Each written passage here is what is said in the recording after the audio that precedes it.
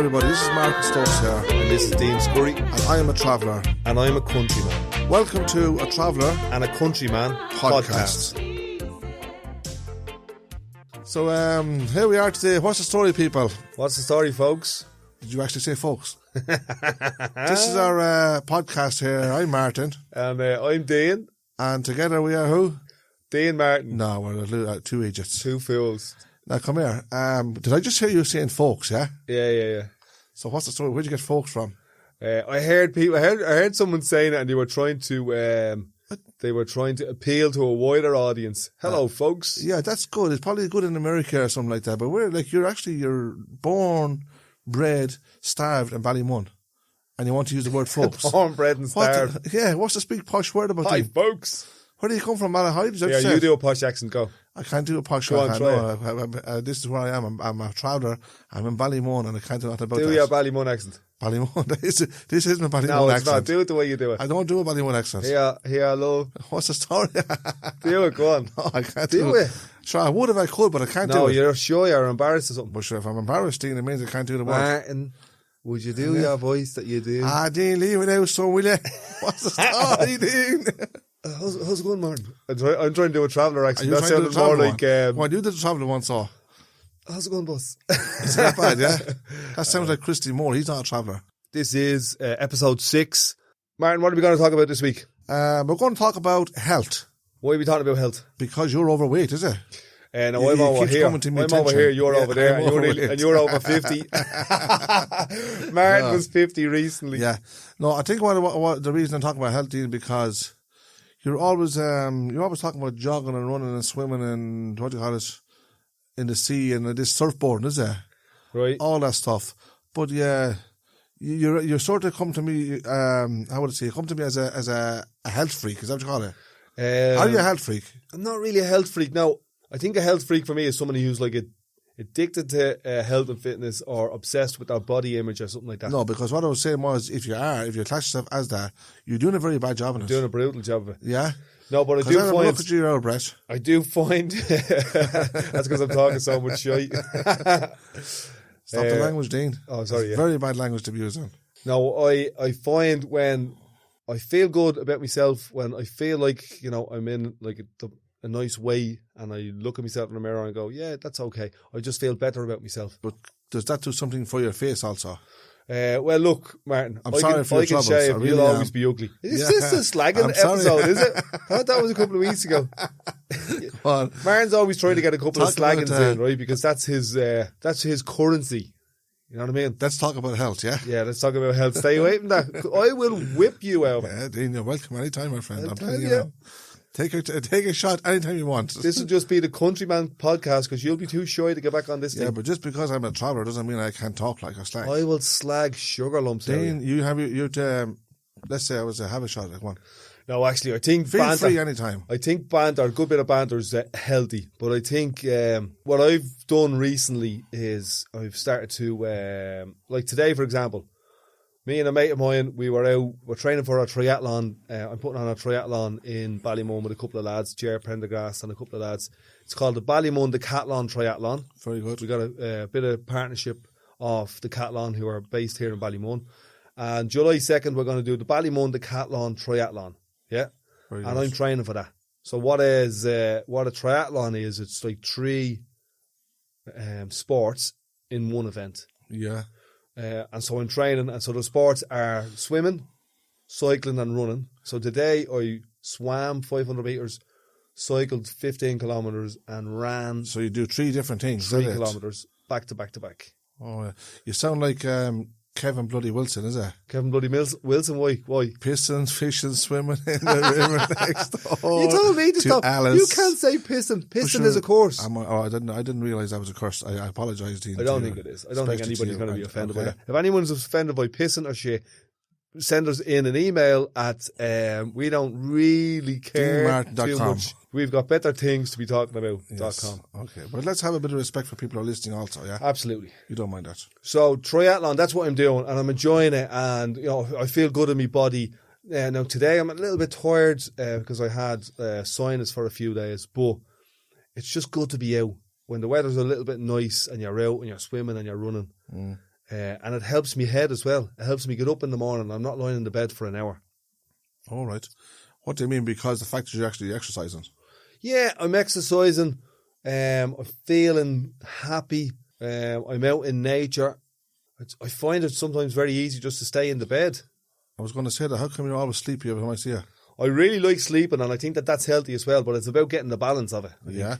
Yeah. So you just had a sleepy look about you, is that what you're saying? Yeah. Very good, man. Go on, Dean. We're taking the meaning away from the health thing here. Seriously, we need to be serious. So how are you doing with health? You're 50 years of age recently. Yes. How are you getting on? Getting on fine, thanks be to God. You have a bit of timber on you? Well, look, I do an odd bit of walking. You told me the other day that you're starting to walk. You're starting to park the car further away from the shop, or if you're going somewhere. It's actually parking the car. The car is actually broke down at the moment, so I don't. Okay. I don't have it. Just trying to get out and do a couple of more steps. Yeah. No, I do a bit of walking in the evenings, more or less. Yeah. But sure, I'm always active anyway. And apart from like going to a gym or stuff like that.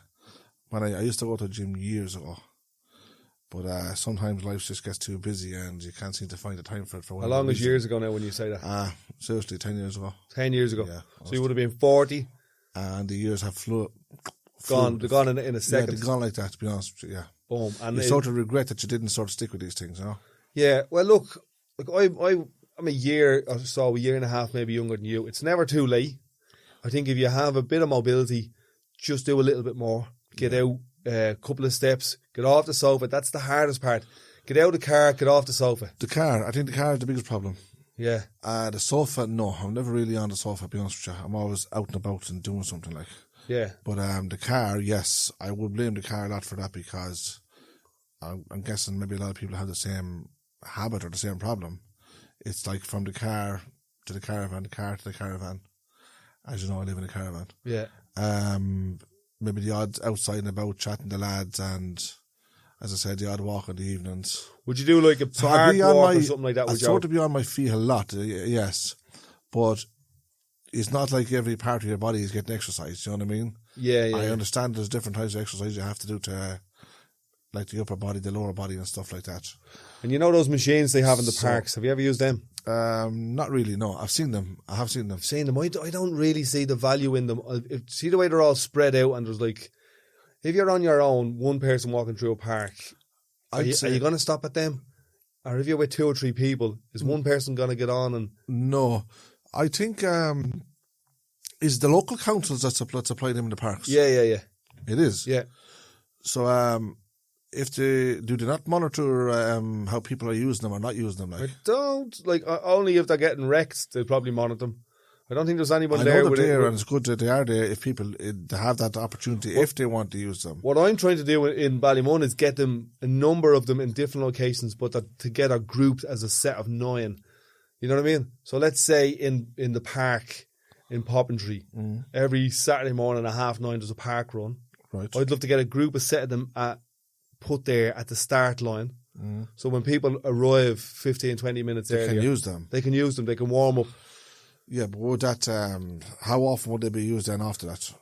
Like, well, if they get in the habit of using it once a week at the park run. Yeah, but is there a park run just one? If the park run is only once a week, what happens for the rest of the week then? Well, they'll still get used. I'm not saying people won't go running and jogging or whatever they do in the park. Well, if they weren't there, people won't use them. If they are there, people will use them. Or they might use them. But did you just say earlier on that there's certain parks that people won't use them, is it? There's certain parks, like there's a park here, we're talking about like quiet parks kind of thing, is it? There's a park here, Santry Park, and there's a number of those, say, fitness machines. Right. But they're spread out. Right. You know what I mean? And there's like one here, and then, 20 yards is another one, then 20 yards is another one. And I think if you have a group of people, say you've got 3 or 4 people, it's hard to be all together and use them as a group. But I've seen one in DCU Park, and there's like a group of 9 or 12 of them together, and you'll see it's a group of lads going over. Beside the DCU there. The one just beside the DCU. Yeah, but you'll see a group of lads hanging there for an hour or two, hanging out at them. You know what I mean? Actually using them. And using them, yeah, like an outdoor gym.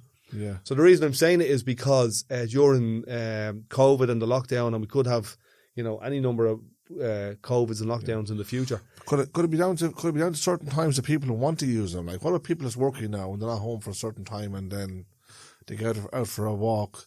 Would they even find the time to use them in the evening, or would they feel safe by even going in around them in the evenings? Look, I think, like, depending on the weather, summer or winter. I think winter time you're probably less likely to use them after 5 o'clock because it's going to be a bit dark, wet and damp. That's right, yeah. But I think in summertime, where it's bright till 9, half 9, 10 o'clock here, people are off work at 5 o'clock. People are working from home a lot now. That's true. So if I'm looking to get 3 or 4 of them set up in Ballymun, and it's kind of part of a bigger thing that I'm doing. So apart from people not, say if there is people that's not using them, or it is not enough people using them, could there be another solution to that? Yeah, well, people have options: home gyms, or going to a private gym or Dublin City Council gym.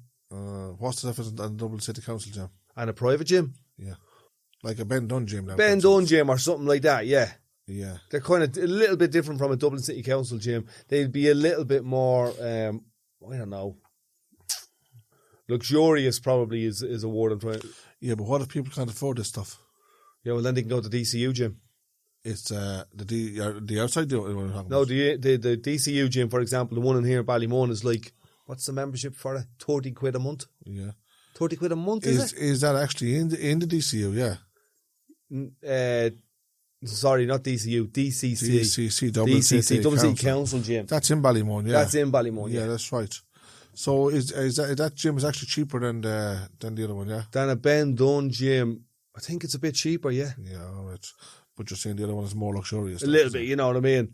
Probably have the odd extra jacuzzi or something like that. All right. Where you wouldn't have. You've got the basic sauna, swimming pool, steam room, gym. In the Dublin City Council gym? Yeah, have you been to it? I went there, say, once with it. The younger lad wanted to join it. Yeah. It was about 2 years ago, say. Well, where were you training? I was actually never in the gym, no. We might do a visit to it. Where were you training when you were training? I used to, I wouldn't say, you could call it training, but I wasn't training. Like, what I was mainly doing was treadmill and swimming. Where was that? In Finglas. In what? In the gym? In the gym in Finglas. So it's a big the same gym they have in Finglas. That's the Dublin City Council. Is that gym. right? They have one of them in Ballymun. Well, it was actually good. Yeah, it was a big. I think it was a centre, big centre, community centre, is it? It was a community centre. Yeah, that's a Dublin City Council gym. Yeah, but it was just also there on Mellows Road. That's right, but it was actually a community centre as well. Also, it's right beside there. There's a youth centre and a community centre and a Dublin City Council. There you go. You have it. Headquarters. And it was actually a good gym. There was a good big swimming pool in it. There was no shortage of treadmills. So there's one of them in Ballymun, and it's really good. Right, I've never been. It's all done up now. The equipment in the gym is fantastic. Is that right? The pool is well kept. There's plenty of staff there. The price is very reasonable. Like, I hopefully I remember. I think it's only like between 30 and 40 quid a month, which is like €1 a day. It's very cheap, isn't it? Yeah, it's good, really good value. It's very cheap. It's just to bring yourself around to that to get started. That's what I'm saying. It's about getting off the sofa or getting out of the car, making that first move, making that first move. And I think it's going to be so much effort making the first move. But actually, when you go to the gym the first time and you just get in, you take it easy. You don't try and do too much. You'll enjoy it. Yeah. And then you're more likely to come back. What about, what's the continuation of people being in the gym? What do you mean? For instance, if a person joins it for a month, yeah, are they inclined to join it again or just drift off and leave it again or what? Yeah, well, I'd say there's a lot of people, like, what happens generally in gyms is everybody joins in January after the turkey. You know? Right. And gyms make loads of money. Yeah, and January and the middle of February, everybody's gone. And then it fades off. And then come June, when the sun comes out and everybody wants their summer body, yes, they start back at it. You know? Oh, right. But the trick is to do a small bit regularly. Every day, more or less. Whatever regularly is for you. 2 days a week, every day, 1 day a week, whatever regularly is, do a small bit regularly. And basically what you're trying to do is, one is get out of the house, get off the sofa, get out of the car, put your body under a little bit of stress, but not too much. No, I would. What I would like to do, I would like to at least, if I was to join the gym, and I probably will sometime, But You don't have long left, so. is that right? Those 10 years from 40 to 50 is that they're going in the blink well, of I'm an eye. thinking about another 30, 35 years at least anyway, you know what I mean? And then I'll just take things easy then after that. Right, if you get that long. Well, I'm hoping so, yeah. All right, okay. So why would I want to be looking for anything less? Well, I'm just like, you are a traveller, so the average age of a traveller is that little bit less than the settled people. Yeah. Yeah. And who made this statement? Like, where do they come from? Well, that's like national statistics on the health of the population. Statistics? Yeah. All right. My grandmother lived till 84 years of age. Yeah, well, she must have been settled. 84 years of age she was. I'm only messing. Don't give me that look. Maybe she had a settled background. That's what I'm saying. You gave me some dagger eyes there, look at you. Nice one, Dean. Yep. Yeah. So how many, say the population of settled people now, what's the average age in them, in the statistics? For the age of where people live till, Yeah. I think it could be like 70, late 70s. Right, yeah. And the travellers could be early 70s. Yeah. You know what I mean? Yeah. So there could be, I think I read somewhere that it could be even 12 years in the difference. Is that right? Yeah. Well, I can honestly say that I genuinely don't know a lot of travellers. There probably is a few, but I don't know a big lot that lived like till 80, 84 years of age. So, and on the other hand, talk about health. Yeah. She was a chain smoker. She was a chain smoker? Honestly, that's no lies. Genuinely the truth. She smoked a lot of cigarettes now every single day.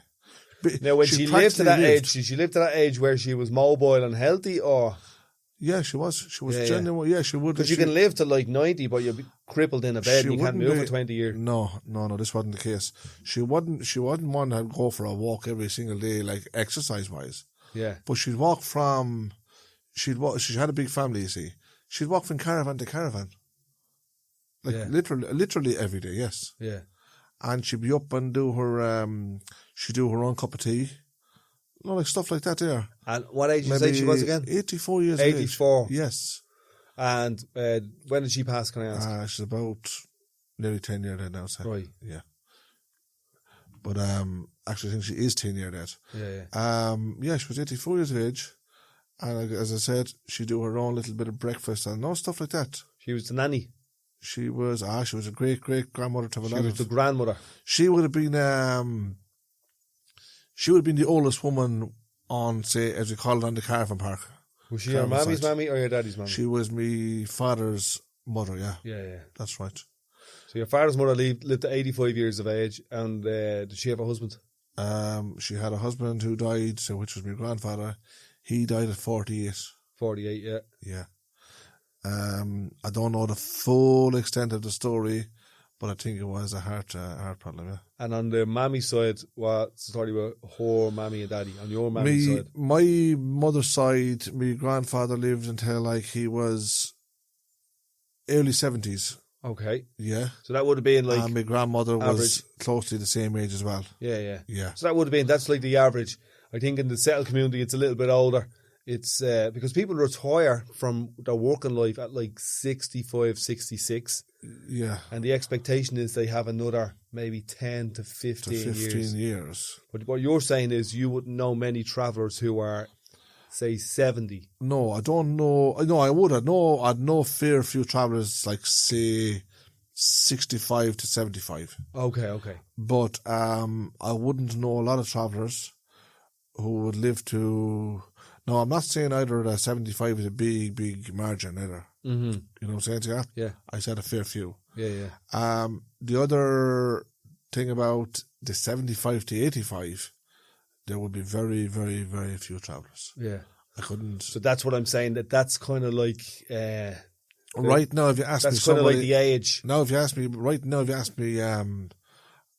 do I know one traveller right now, 84, 85 years of age? Yeah. No. Just as I said, my grandmother lived till 84. Just off the top of your head. And you'd know a good lump of travellers. Like. I know a lot of travellers, yeah, absolutely, of course. So why do you think that, I'm sure there's various reasons, and I'm sure the doctors and the statisticians have loads of reasons, but why do you think that is? What is? That maybe travellers wouldn't live as long as settled people? I don't know the full extent to the reasons or the story, but I'd be guessing like, let's say straight up, Yeah. travellers didn't have life easy. Okay. That's being honest about, right? As I told in our previous podcast, how travellers were brought up, and now I'm not talking about every single traveller out there, okay? But I am saying from what I know of, yeah? How travellers were brought up and the rough life they had, the rough upbringings, in a sense where, like, you could say, use the word livelihood, is it? Okay. Lifestyle. Lifestyle. So I'm guessing that would have played a big part in it. And for instance, what's covered in a lifestyle? In what way do you mean? So you were going to say, for instance, what? For instance, like, right, you're living in a caravan, and you're, say, whatever length. Modern times now, we're living in caravans, okay? Yeah. We have a few travellers living in houses, okay? Then they have the comforts, if you want to put it that way. In a caravan, you wouldn't have proper heating. Okay. You're talking summertime you're grand, but wintertime... summertime is lovely in a caravan. Yeah.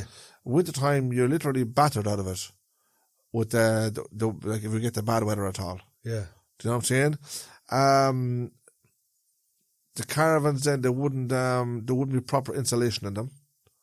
They're just practically just put together, if you want to put it that way. Yeah. Like caravans were never meant for all year living. Like, yeah. Caravans are a temporary accommodation. Whether you know that. But they're or a not. permanent accommodation. They're a permanent accommodation. They're a permanent accommodation for me. They're a permanent accommodation for all travellers. Yeah. All travellers that live in caravans. Yes. Yes. Because there's travellers in Ireland that live in houses. I just said that about houses. Yeah, there is travellers that live in houses. And they would have houses that are insulated with hot running water and well, they'll have let's say they'll have the same sort of benefits as a settled person, as the countryman, such as you. Now, they wouldn't have the posh house that you have, I know that. Yeah. But they'd have a house, okay? Martin's trying to get a dig in because so I live have in Port Marnock. Port Marnock, yuppie. You're the yuppie, Dean. Yuppa. We, what I'm saying is that whatever houses have today, what you tell me what the houses have, the comforts and the luxury of a house today? Well, you've got insulation, you've got central heating, you've got double glazed or triple glazed windows. Yes. You've got hot water baths or showers. Yes. You also have individual rooms. Yes. And you've got places you can go in your house where you can have quiet time or privacy. So you've got a lot of space, is that what you're saying? Yeah. But you can be on your own. It's very difficult for you to be on your own in your caravan. It's very difficult for you to find a time where there's space, where there's not people there, where you can go. I think, from my observations, if you want a quiet time or alone time, you probably need to head off somewhere. You know? Is that true? Right. Tell me about the comfort you have in a house. I want to hear that. The comforts I have in a house. As a countryman. I suppose the main comforts that you would have is you would have a double bed or a single bed with quite a decent mattress on it. I don't know if you get them all the time in caravans. Well, yeah, you can have any type of bed you want in a caravan or any type of mattress you want. Okay. So that comfort is down to your own choice if you can afford it or not. The comfort is, I'd say, the windows on the walls. Like, so you have double glazed windows. Double glazed or triple glazed windows. And you said something about you have the running hot water. Running hot water and radiators. And so you have central heating. You've got central heating, the whole house, the heat the water and the heat the house. And this is all winter round. That's at the push of a button all year round. Right. So everything is a tip of a switch then, yeah? Yeah. Really? Is that what you're saying? Yeah. And also, here's another thing. Your toilets in the house. You don't have to go outside across the yard. Like I have to do, basically. Like you have to do. Well, like most travellers who would be in most halting sites in Ireland. Poor me, but I can manage. I'm talking about older people. It's sad for the older people who have to do this, and we do have older people doing this, like travellers-wise. Yeah, it reminds me a little bit of Mountjoy. So the comforts we have in a caravan... I'll say this, it reminds me a little bit of Mountjoy about people slopping out. We shouldn't have this in a modern country, like, you know what I mean, where you've got people in their 60s and 70s going from a caravan across a cold yard in the winter to go to a toilet. I'll tell you the comforts now that a lot of travellers have, right? And the luxuries is, right? So you have a basic ordinary caravan. You might have 2 to 3 bedrooms, the 3 bedrooms, for anyone that doesn't know caravans, would probably not make up the size of an ordinary decent bedroom in a house. Yeah. Altogether, yeah. Yeah. Central heating, no. So where we have like a double bed and a wardrobe in a room, you have 3 rooms in that space. That's exactly, yes. Yeah. So the average caravan would be like, say your small mobile home, right, would be like from maybe 30 foot in length. Yeah. Maybe 10 foot wide. Okay. Now, so you have your 2 to 3 bedrooms in this, mainly 2 bedrooms in that size of a caravan. You have your small kitchen. You have your small sitting room. So basically everything is small. You have your toilet and bathroom outside the caravan. They call it like a day unit. Yeah. Okay. So you have your small kitchen on the outside, which would hold, classed as a kitchen. It would hold like a washing machine and a dryer, running taps on the outside. Then just within that vicinity, as you call it, you'd have a separate door for an outside. Well, it's inside the unit, but it's classed as outside shower. Okay. And an outside toilet. So yes, you have to get up out of your own home base to you have to walk outside the door of that caravan to go outside, cross the yard to use whatever, if the women wants to use, as I said, a dryer or a washer. Then same story with a shower and a toilet. So if anybody, for example, was in a caravan park in France for the holidays during the summer, they'd be staying in a caravan, and across the road might be this building called Ablutions Block. Yeah? Yeah. And in that you would have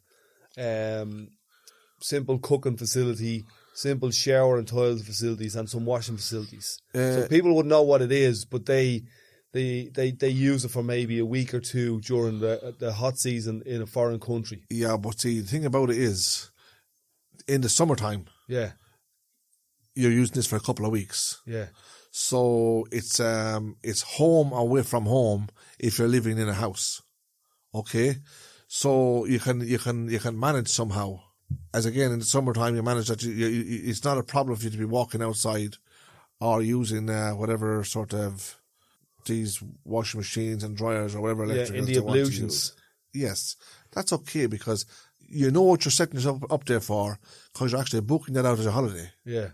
But if you were living in this all year round, in the hail, rain and snow, freezing cold days. January, -1 degree. Yes. Pistons of rain.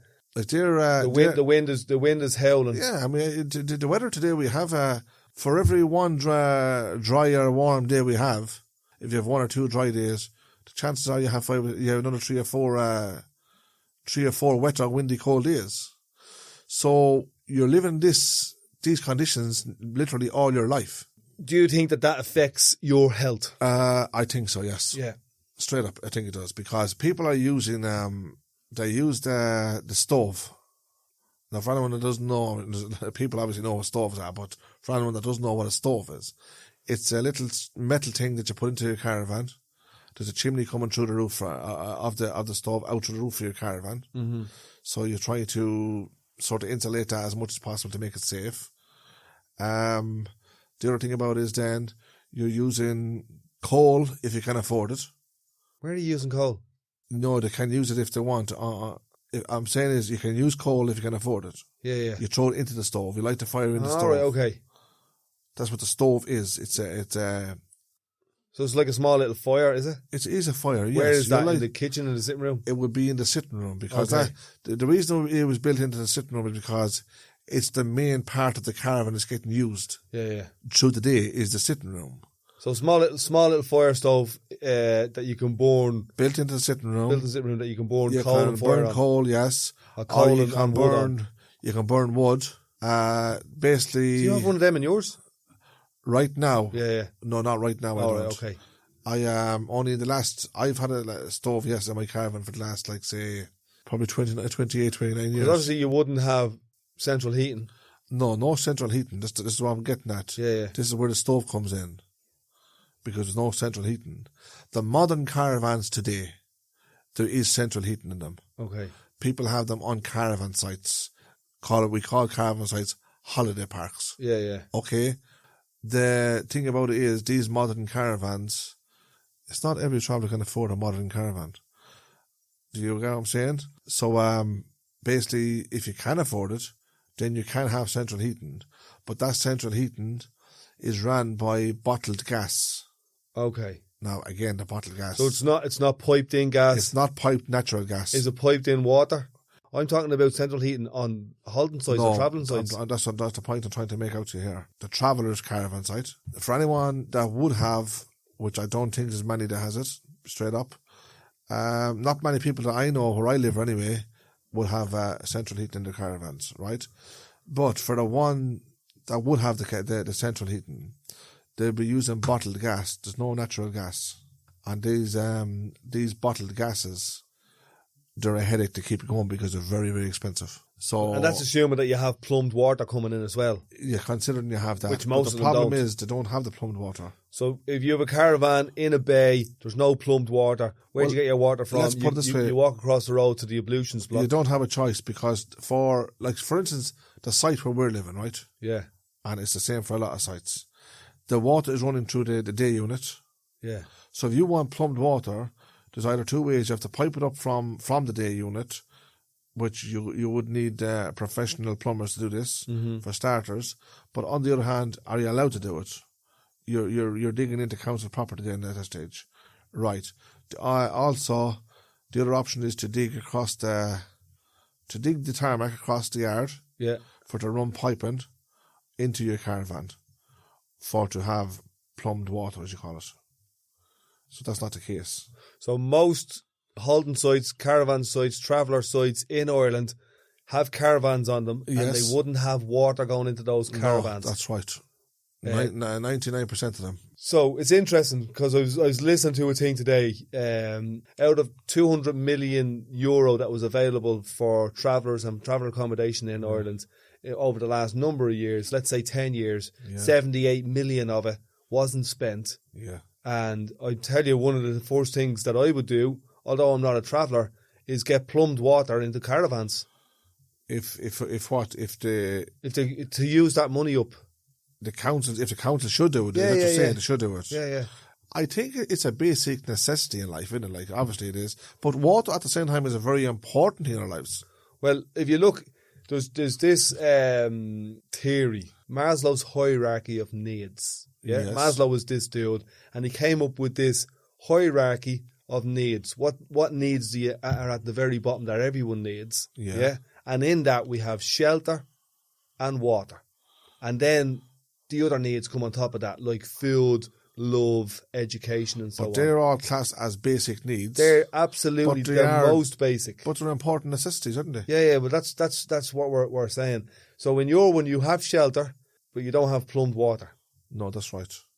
And that's why I'm saying it reminds me of somewhere like Mountjoy, where you have. Yeah, but the thing about it is, you have a Victorian style where you've. Or the tenement buildings here in Dublin that got knocked down. Do you know something? I actually watched a little bit about that there. I was watching a documentary about a singer, okay? Yeah. And he came from the tenements buildings you're talking about in Dublin, yeah? Yeah, yeah. And it showed like certain parts of it. And I was actually, straight up, it was actually sad, to be honest about it. Yeah. Because there was a lot of poverty in it. But the reality is that travellers are living this poverty almost every day. Travellers are living... No, I'm not speaking for every single traveller here because I can't. Yeah, yeah. Because I don't want to be offending other travellers either, like, you know what I mean? Absolutely, yeah. I'm talking about things that I say myself, that I experience myself, and also the people around me kind of thing, you know what I mean? So people that I know, do you understand? That's close by if you want to put it that way. The truth is, yeah, there is a lot of poverty involved, without a doubt. And yes, it takes a big impact on travellers' mental health. And all sorts of health, the best way to say it. Look, I would find travellers to be reasonably unhealthy in their diet and in their mental health.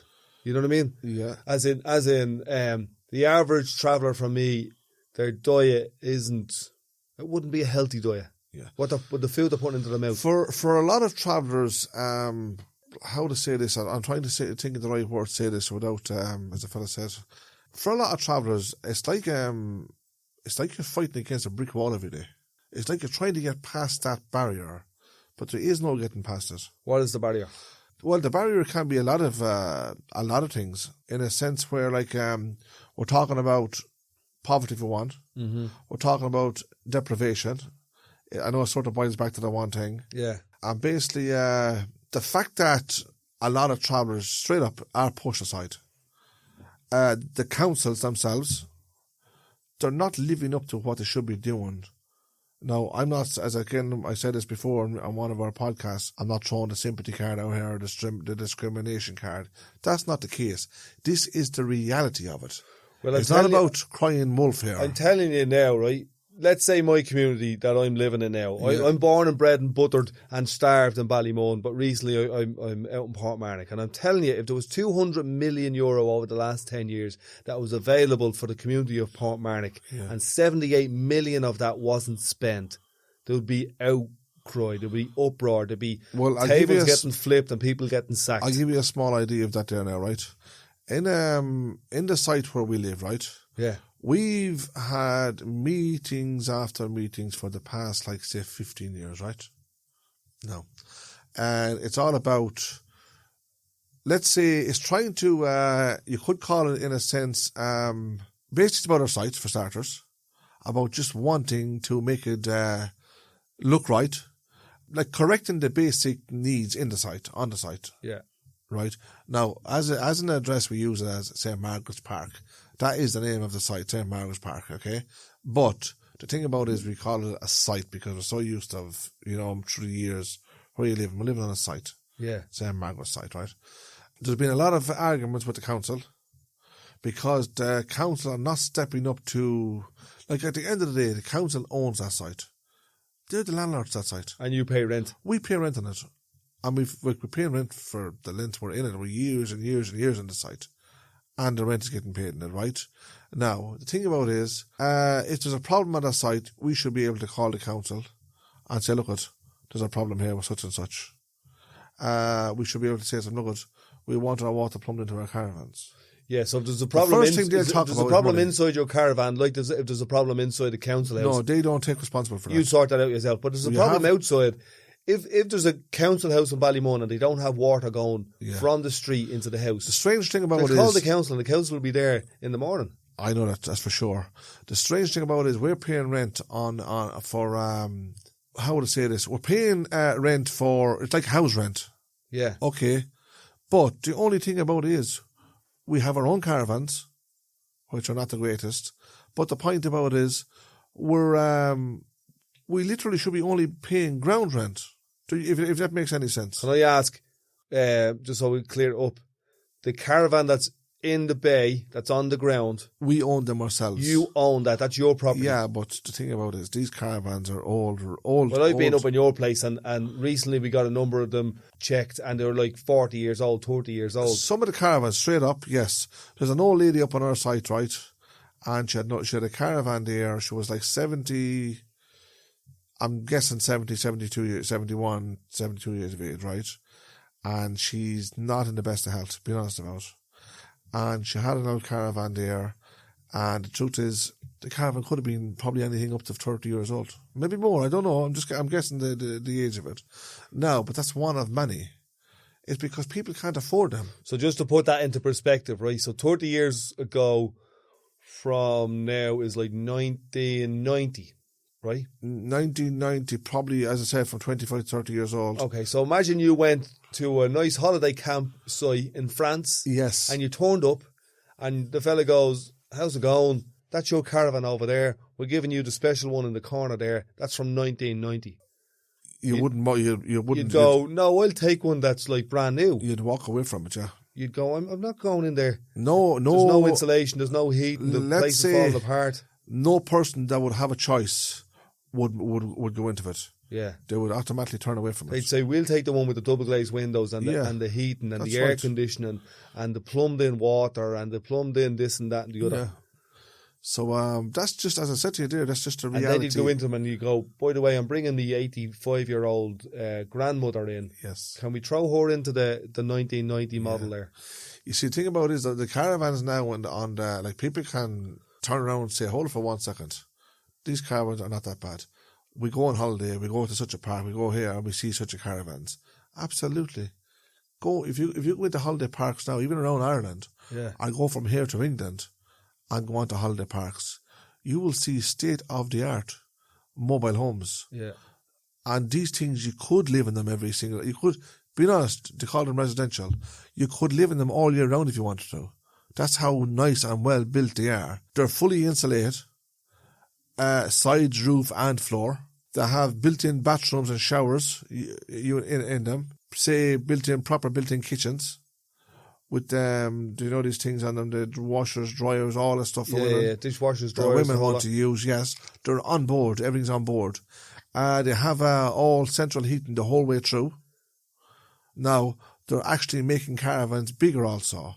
They're making them between 36 and 42 foot in length. Which is they're actually making them bigger than that. Which is like 3 rooms stuck together rather than a 30-foot one by 10 foot, which is like 2 rooms stuck together. Like, straight up, it's like you're moving them from an old caravan that you've had there for years. It's roughed up and cold and damp or whatever it might be anyway. But the thing about it is, you're going from that into the lap of luxury. Yeah. And it's still only a caravan. Yeah. No matter how you look at it. And they were designed for temporary living. But they're making them so good now. But truth is, even a man with a good job probably couldn't afford one of them. Yeah. They're so expensive. They're probably more efficient as well in terms of like heating them. I wouldn't imagine that heating your caravan from November to March is cheap.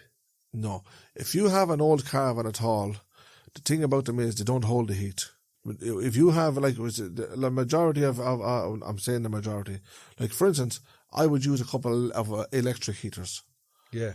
That's because now when I did have a stove in my caravan, I'd also have a heater down the room basically. Yeah. Because the heat wouldn't. There's no way for the heat to transfer from that room. It wouldn't travel that far, if you know what I'm saying. Yeah. So you're basically cozy in the sitting room. Now this is not just me. This is for a lot of travellers also. I'm talking about a lot of travellers that I know that live the same lifestyle as I've lived. Yeah, obviously there's people, there's what I would call outliers. There's people who have the big, huge, fancy caravan with the plumbed in this and that, but that's not the majority of travellers. It's very rare. It's very rare. Honestly, it's very rare. Yeah. So the majority of travellers would be living in a very similar, normal, uninsulated caravan like you, not with plumbed in water and with no heating plumbed. That's right. Yeah. And they're grand during the summer months from May, June, July, August, September. But come October, November, you're starting to feel the chill. Some sites have bigger day units. Maybe something in the width of maybe 15 foot by maybe 30 foot length. Yeah. Where you could put a settee into it or a TV. And maybe a stove or a range built into it. So that supplies a good bit of heating. But it's a day unit, so you'd use that for the day. And then, for instance, you want to use your caravan at night. So you could have an electric heater running in the caravan at night. That sort of stuff. And it's on all night in the room? Well, you probably wouldn't leave it plugged in at night because it wouldn't be safe. Yeah. That's not to say that you wouldn't be cold at night. Yeah. You don't want to be leaving the electric heaters plugged in all night. So you turn it off, you get cold because you don't hold the heat. No, because you're thinking of the safety side of it. So you put up at the cold. So when you fall asleep, you know that your heater is off because you know how plugs get hot and it can be dangerous. Like, you know what I mean? So you've got that proper cold that I would have experienced in the 80s in Ballymun before central heating, where your toes are freezing. Now you have it. But the thing about it is, what I'm saying, and back to the heating part of it again, where you don't have the option of leaving heaters on at night. Again, I said it is too dangerous. Well, so even if you wanted to or not, you can't do it. Well, most people would know a Super Sir, which is like a gas. We used to use the Super Sirs. Yeah. Like for instance, my parents now, and their generation, they would have used the Super Sir was a luxury at the time for them. But you know that you're not leaving a Super Sir on when you're going to bed. You can't Because you won't wake up. You know how you have today how you have in the house boilers, you call them, isn't it? They're say the central heating, for instance. Yeah. There's a boiler that runs that, right, which is run by gas. I know that part, right? Yeah. Then you have the carbon monoxide side of it. Is that right? Very good, yeah. Right. Well, if you went back 30 years and you had a Super Sir, which I know you're saying that you probably used them yourselves back then when there was no central heating, but they used to leave a glass of water on top of them. Yes. Because the fumes that was actually coming from that Super Sir heater would have been carbon monoxide, but then carbon monoxide wasn't a big thing back then, was it? We didn't. Do you get what we I'm didn't saying? have carbon monoxide alarms in our house. That and so kind on. of thing, and they probably had a very rare knowledge of it. But also, this glass of water then was meant to consume the fumes for whatever reason and however it worked. Yeah. But it somehow seemed to work. But not saying it took away at all, but this was something that you still couldn't use at night. You had to knock that heater off before you went to bed because it was dangerous. So that must have an effect. So you had no choice, bear the cold. To bear the cold, although you have a heater sitting there beside you, but it has to be switched off. So there's a few things for safety here. reasons. I'm going to throw them out. Right, one is the heating. Cold in the winter. That must have an effect on your health over, say, 30, 40 years of your life. Well, let's put it this way. I'm talking here about older people, right? It would have a bigger effect on older people. Do you get what I'm saying? Yeah, so let's say somebody... It would have a bigger effect on kids. Let's say somebody is 50 years of age, which is your age. Yes. Yeah? For the next 30 years, please God, yes, you're going to be in a caravan that during 4 or 5 months of the year is freezing. Literally, That's going to have an effect on your health. Yes, but the thing about it is, me personally, I'm gone so used to it. I don't. Whether or not you're used to it maybe the effect is already there. Doesn't mean it doesn't affect your health. health. I would have a lot of pity for the older people, basically. Yeah. For the kids, that's the people they're the people that I'd be more worried about. More than myself. Look, you're a big, strong, burly man. You're not going to be worrying about a bit of cold. I'm saying there's unknown effects to that cold on your health over a 30-year period. There probably is. Yeah, there probably is. But as I said, Dean, what I'm saying is that if whatever effect it might take, it would take a bigger effect on older people and younger kids. Yeah. Do you get what I'm saying? And especially if they were ill, if they were infirmed, if then they had any kind of virus. Then you have kids getting out in the mornings, right, with no options or no choices, the fellow would say. And they got to up in the mornings, so you have to try to have a bit of heating up and running there for them in the winter times. So you don't just any little bit of heat at all to get the kid out of bed for school. So the way it is now in most homes, for example, you'd have an app on your phone and you'd have a program to turn on at 6:30 in the morning for a half an hour. Would you have that luxury, Dings? I don't. I don't, but a lot of people do. Not a lot of travellers. There's an app on their phone and it goes, right, we're up in the morning, the kids are up, get the heating going there, flare the heating up there at 6:30, so make sure the floors are warm. And that's great. You know what I mean? That sounds very nice. It sounds cushy, that doesn't it? Yeah, Dean, but as I said again, look, I know this all started off with health, but yeah, it boils back to the one thing, people's health, of course. Absolutely. If you haven't got these small little luxuries in your life, sure, it's obvious it makes life that bit harder. They're not even, these aren't luxuries, these are basic. No, they are to some people. These are basics. No, they're basic, but I'm telling you now, they're luxuries to some people. Believe me. Absolutely. If you're living in a house and you have a flick of a switch and you have that switch turns on all your heating, yeah? Or however you set your timers and stuff like that there, yeah? Then you go there and you have your hot water running for you. You have your showers or your baths or everything, and it's all in the one area. Everything is in comfort. Now, them things mightn't be a luxury to the man that's living in them all his life. But believe me, to a lot of the traveller community, they are a luxury if they have them, but they don't have them. Yeah. Do you see what I'm talking about now? Yeah. So that's when it becomes, they are the basic necessities in life, but they also become a luxury when you haven't got them. Very good, yeah. Does that make any sense? Yeah, no, it does. Makes perfect sense. So now this is what I'm talking about. It's like a man that has no car and is walking to work every morning. Yeah? The necessity for him is a car, but he doesn't have it. So when he gets his car, it becomes a luxury for him. Very good, yeah. But the man that has that necessity every single day, it's no more a luxury for him. It's a normal thing. Yeah, and it doesn't enter his head that somebody mightn't have that. Yes, no, you have and it. that not having that might affect their health. Yeah. Because if you have to walk, I'll be honest with you, to Dean, a lot walk of 5 this kilometres stuff, every morning in the piss a lot and of the this rain. stuff is to blame. Like, I'm not, as I said again, I'm not looking for someone to blame here or throwing that blame card out. In all honesty, a lot of this stuff is the council's to blame. Well, I'll tell you what, Martin, if you had... What would you think of that? If you had €200,000, in your pocket, yes, and you were to do a job in your caravan, yeah, and I came to you in a couple of years' time and said, did you spend that €200,000? And you said, well, I only spent 100,000 of it. I'm after keeping the other 100,000. What if I told you I didn't spend none of it at all? What would happen? Well, depending on who I am, yeah, I would either shut up, put up, yes, or rip you apart. Right. So basically, what we're, is this what we're seeing here? I'm trying to get a picture here, right? Yeah. Some guy puts 100,000 in my hand. Yeah. And he says to me, Martin, look, there's 5 people over there. Mm-hmm. Each of them needs such and such and such a thing, yeah? Will you take care of them people with that money? But, of course, 12 months down the line, 5 years down the line, these people are still in the same needs. And I have €100,000 in my pocket. So I haven't spent that 100,000 on the things that needed spending. But I'm going to even add it more. Those people are paying you rent.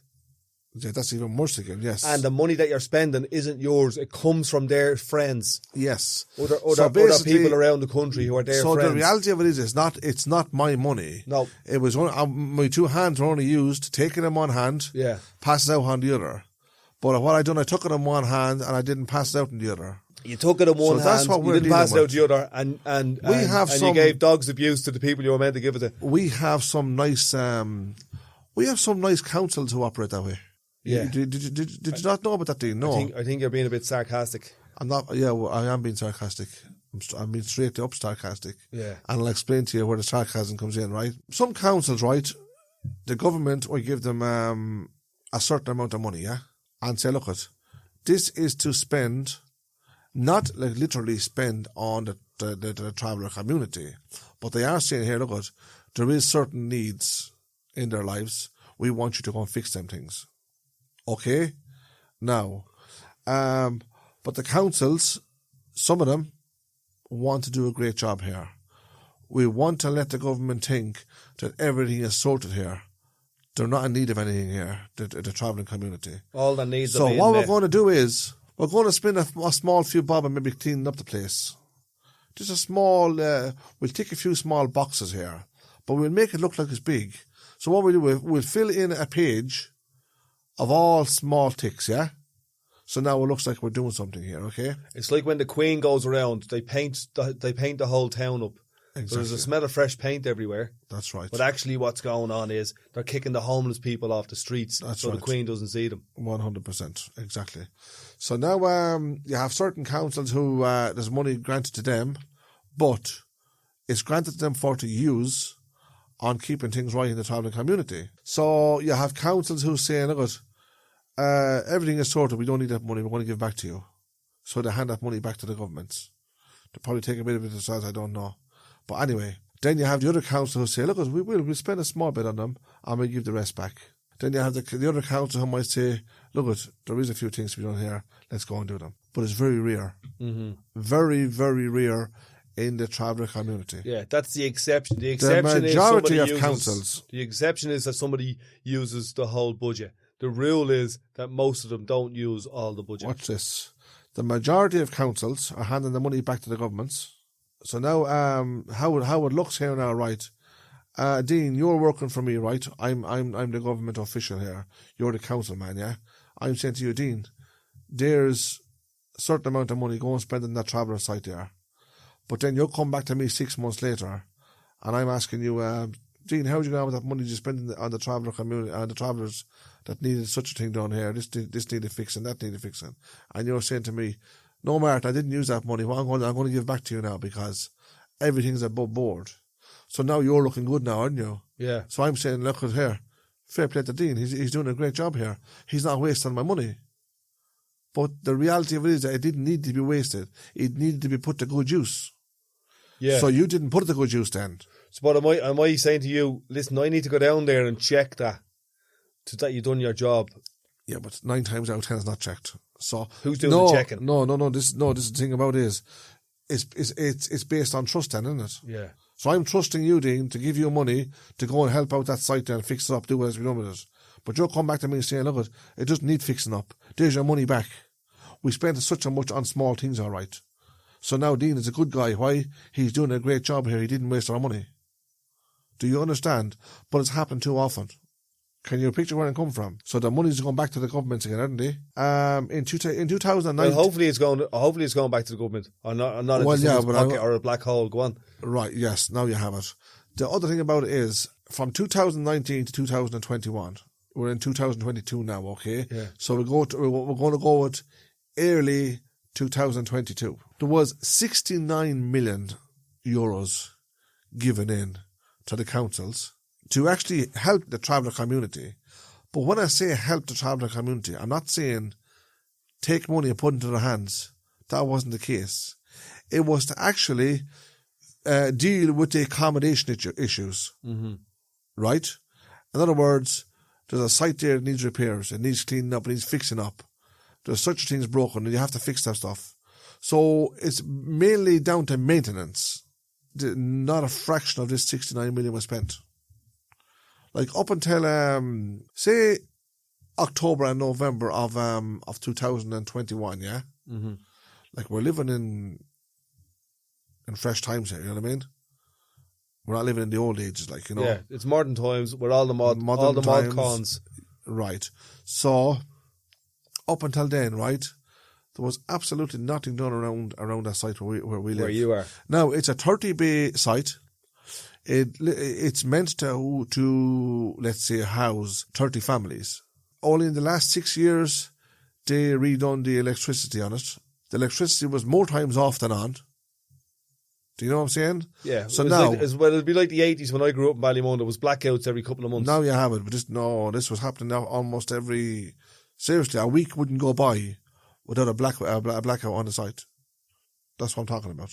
So it took them years and years and years and years to even recognise that problem. But yet, the people on the site were ringing the council offices almost every single day. Almost every single day, saying they had a problem with their electricity.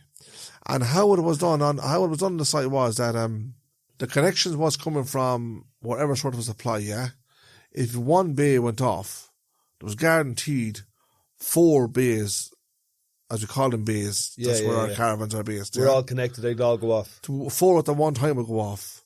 Now, if this happened to you on, say, a Friday afternoon, then your electricity wasn't getting back on until Monday morning or Monday afternoon. So you had, say, Friday, Saturday, Sunday, and Monday. You were literally 4 days without your electricity. So if the power went off in house number 5. Now, are you telling me house 6, 7, 8, and 9 were also off? That's right. Yeah. So now you had 4 different families basically. Because one house, because the trip switch went in one house. The 4 of them must go off. Yeah. So you have 30 bays with whatever, if you divide that into 4s, okay? 7. So basically, if my electricity went off, for instance, which it happened many a time, I could automatically say to you, yeah, well, such and such a one is off now as well. So you'd know that there was a problem coming from the main supply. So it took them years and years and years to sort that problem out.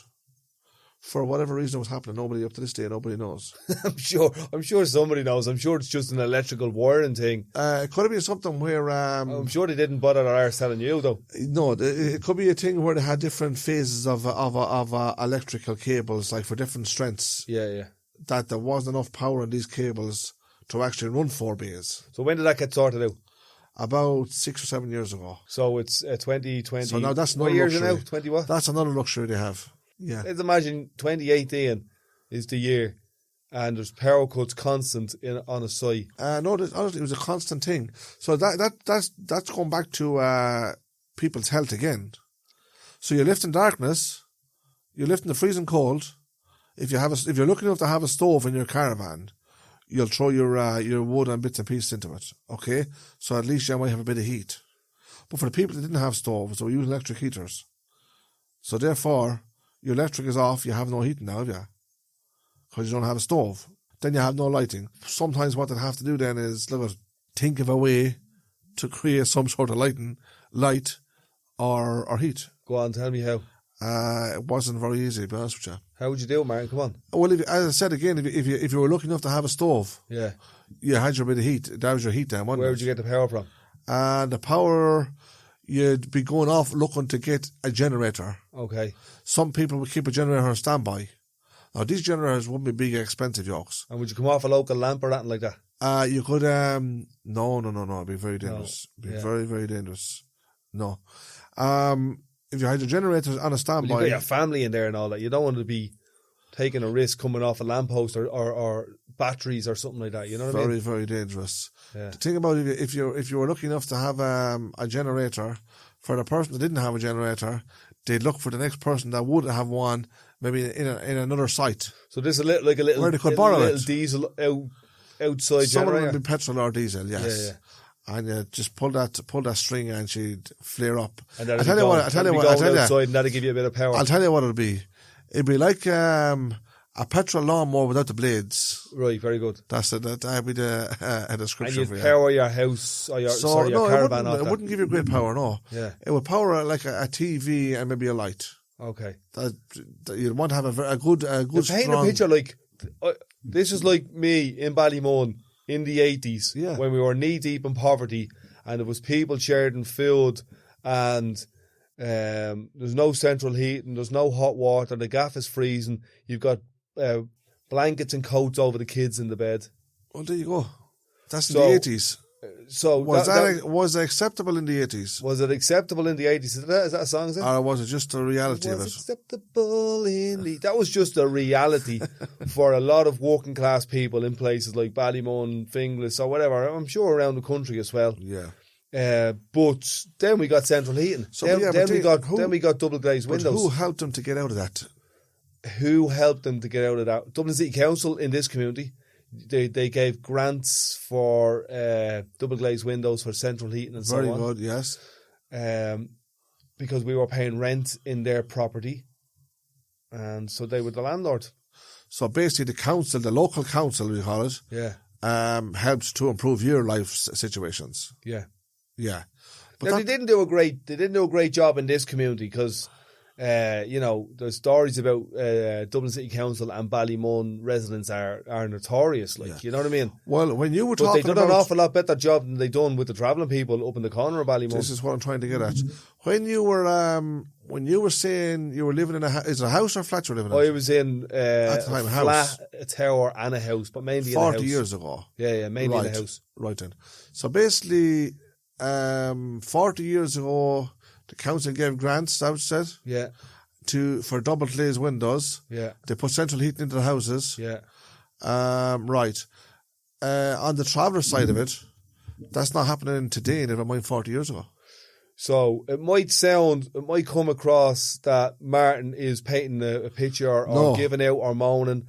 But I know Martin, and you can probably hear from his voice, he's not the poor me. He's not the, playing the traveller card or the racist card or anything like that. He's painting a picture of modern Ireland and how travellers in modern Ireland live. And the reality of it. And the conditions, the lifestyles. Yeah, it's not about, this is not about discrimination or this is not about pity or that's not the case whatsoever. We're simply having a chat here about the reality of things in Ireland in the travelling community. Now, I know we were talking about health issues, okay? But... This is part of the health issue. Absolutely. On the traveller side of it. Martin. You can tell me about the Countryman side of it if you want, yeah? I'll tell you about that now. Here's the Countryman side of it. In the tenements 40, 50, 60 years ago, there was people sharing bathrooms and kitchens. Toilets, outside toilets. Yeah? 50 years ago. 50, 60 years ago. Right, yeah. Oh, hold on. 1950s, right? which is like 70 years ago, 1950s and 1960s, there was still people in tenements in Ireland, in Dublin, 10 families in one block, in one old tenement, sharing an outhouse, sharing a bathroom outside, and they were riddled with disease. They had all types of disease. They had rats and all that type of stuff. Right. We got rid of that in this country, and we brought in... Who got rid of the councils, is it?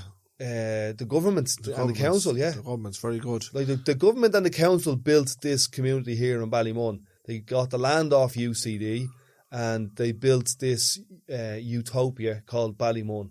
And in the houses here, in the flats here in 1960, the end of the 60s, we had permanent hot water, permanent heating, and really good windows. Right. And that was 50 years ago. You're saying the councils fixed up the houses, they put double glazed windows, they put central heating in. Yeah, but then also 15 years ago, they regenerated the whole community at a cost of €1 billion. Yeah. Which rightly so, the people deserve it. Without, as I was talking about the settled community, they do deserve it because they want to be living in a healthy environment. 40 years ago, which seems a long, long time, but it's not, right? When the council was doing all of that, St. Margaret's Park, Ballymun caravan site, was just a plain tarmac ground. Okay, no walls in between, no toilets, no washrooms, no nothing at all whatsoever. So it's like a car park. No, I'll tell you what they had. They had a small galvanised toilet. I'm sure people remember this anyway. They used them on building sites. So it was like a car park with a bleeding hut on it. That's what it was. So you had one of them, you had one tap, just one tap. Yeah. For 30 bays, 30 families. And it was down at the very bottom of the site where the entrance was. Yeah. To the site, okay? And basically you'd see we all had to do it. You'd push the churn can. Yeah, it was a churn can. If you don't know what a churn can is, would have been a creamery can, right? It'd be about 4 foot in height, yeah. And they used to use them in the farms for holding milk, like a big silver canister. It was made of aluminium. Aluminium, yes. Yeah. Sorry, big aluminium can with a lid on it and 2 handles, yeah. So you'd push that down and you get you could actually roll it. You fill that with water, and that was your water. Now, you might do this a couple of times a day. Yeah. That was your water supply at the time. And would that have a tap on it? No, there wouldn't be. No, there was a lid. You take the lid off it. You take a lid off Some of them, yeah. Some of them used to have the... How would you get the water out of it? Just put your whatever. Would it put a jug in Turn it on one side. The girls, maybe back then, say the mothers or the bigger girls, or turn it and maybe throw the water from that into a basin or a pot or a burner or whatever they'll be using. Where were you getting electricity from? There was no electricity. That's the point of getting that. So there was one tap giving water. There was no electricity. There was absolutely Where was the heating from? There was no heating. Same story. 35 years ago? Yeah, you'd have to fit a range. You know what a range is, don't you? Yeah. Now, the old houses today, I know that you still use ranges probably, but these ranges would have run their central heating and stuff in the houses. The range would be, as you know, a hot plate on top. Yeah. So you put your range in and just burn what you want in it. Wood, coal, briquettes, anything you get, whatever means you had of heating the place up. So that would be the main course of heating. And would you cook on that as well? But then this went on for years and years. Yeah, they cook on it also. Yeah. This went on for years and years and years then, up to the same thing as a stove. So a stove and a range, the only difference was a stove was smaller. So there's loads of things coming into my head. One is that the government just announced that they're going to help people retrofit their houses. They're already insulated houses. Yeah. With central heating in them. They're going to help them, give them grants to help them insulate these houses more. Yes. You know what I mean? Because they're inefficient, because they're losing energy. Well, it's a sign that the government didn't want anything to do with travellers. Simple as. Look, we give them a bit of ground, let them pull onto it if they want. If they don't, fine, let them move along. But we'll do as less as possible for them, so then they have no choice to move along. But the reality of it is that they didn't have a choice moving along or even staying. if that makes any sense. So they stood because they didn't have no other options, but it looked like the councils and the governments wanted them to move them along. But where would you move to? Move to another council. Go, move, shift. And go and get the same treatment. Yeah. So what was the sense of moving off that site and travelling down the road maybe 20 or 30 or 40 or 50 miles, whatever, yes, and moving on to another site, the same thing, and still getting the same treatment, maybe worse. So there would have been no, as I said, no running waters, no electricities. These toilets that they use in building sites, they were there for years and years and years. From about 1985 to 1997, there was no electricity on that site. Now that's up to 1997. Yeah. So we're still living in modern times. Yeah. Think of it that way. And there was no electricity. There was concrete units. You could call them a shed if you want, but what only made them different from a shed is they were made of concrete. Yeah. Yeah. And everything in them, says taps, sinks, toilet pots, everything was all made of steel. This was a prison unit. Yeah, it was built to last, but bomb-proof. It was anti, what do you call it? I have the word in. I can't find the word. Think about it. There's no rush. In other words, you could not do no damage to this. These things were built to last forever.